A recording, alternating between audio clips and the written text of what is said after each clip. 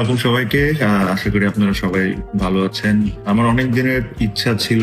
বিএনপিকে কেউ ভোট দিবেন না, তারা দুর্নীতিবাজ দালাল। জামাতকে ভোট দিবেন। হঠাৎ লাইভে এসে জামাতের পক্ষ নিয়ে একই বললেন বাংলাদেশের জাতীয় দলের সাবেক ক্রিকেটার তামিম ইকবাল।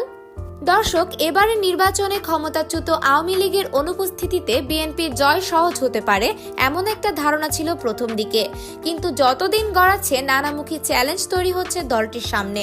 জুলাই গণঅভ্যুত্থানে রাজনৈতিক পট পরিবর্তনের প্রেক্ষাপটে বিএনপির পুরনো মিত্র জামায়াতে ইসলামীর সঙ্গেই তাদের প্রতিদ্বন্দ্বিতা বাড়ছে। এই দুই দলেই বাড়ছে অস্থিরতা, উত্তেজনা।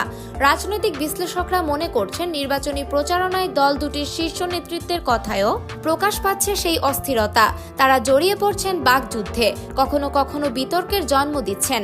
ত্রয়োদশ এই জাতীয় সংসদ নির্বাচন হচ্ছে ভিন্ন এক বাস্তবতায়। এদিকে বাংলাদেশ জাতীয় দলের সাবেক ক্রিকেটার তামিম ইকবাল সম্প্রতি একটি লাইভে এসে নিজের রাজনৈতিক অবস্থান নিয়ে কথা বলেছেন। লাইভে তিনি বলেন, আপনারা সবাই বুঝে শুনে ভোট দেবেন।